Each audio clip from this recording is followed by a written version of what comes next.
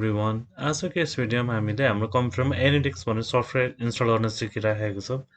AnyDesk भनेपछि हाम्रो online technical एसिस्टेन्सको लागि युज हुने सफ्टवेयर हो। अहिले TeamViewer पछि यो एकदमै हाइपमा आएको छ, म्याक्सिमम युज भइरहेको छ TeamViewer भन्दा पनि अहिलेको टाइममा। सफ्टवेयर डाउनलोड गर्नको लागि सुरुमा anydesk.com भनेर जानुहोस्।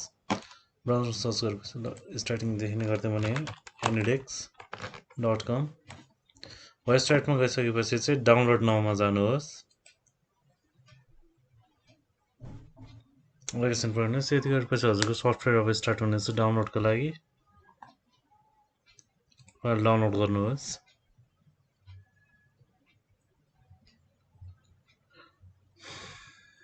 डाउनलोड भएको फाइल अब डबल क्लिक गरेर रन गरौँ।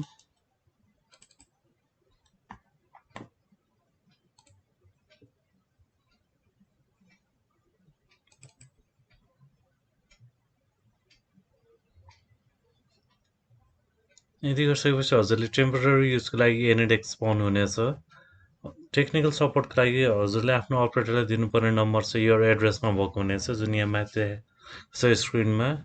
प्लस हजुरलाई अब यो एप्लिकेसन इन्स्टलै गर्नु मन छ भने कम्प्युटरमा फ्रिक्वेन्टली युज भइरहेको छ भने चाहिँ install AnyDesk on this device यो सेकेन्ड अप्सनमा क्लिक गर्नुहोस् र सेटिङ्सहरू हजुरले केही चेन्जेस गर्नुपर्ने छैन। अब हजुरलाई प्रिन्टरहरू चाहिँदैन भने यो हजुरले डिसेबल गर्न सक्नुहुन्छ। त्यसपछि एक्सेप्ट एन्ड इन्स्टल यस।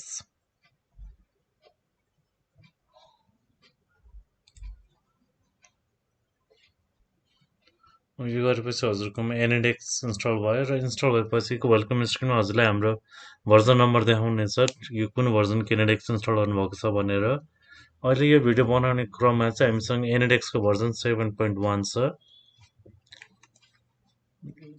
हामीले टेक्निकल एसिस्टेन्सलाई दिने एड्रेस यो भयो र हामीले हामीले कसै अरूलाई सपोर्ट गर्नुपर्ने छ भने चाहिँ उनीहरूको एड्रेस लिएर हामीले यो माथि इन्टर रिमोट एड्रेसमा इन्सर्ट गर्नुपर्नेछ।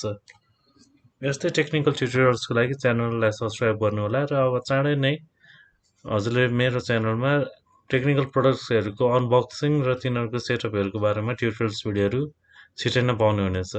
धन्यवाद।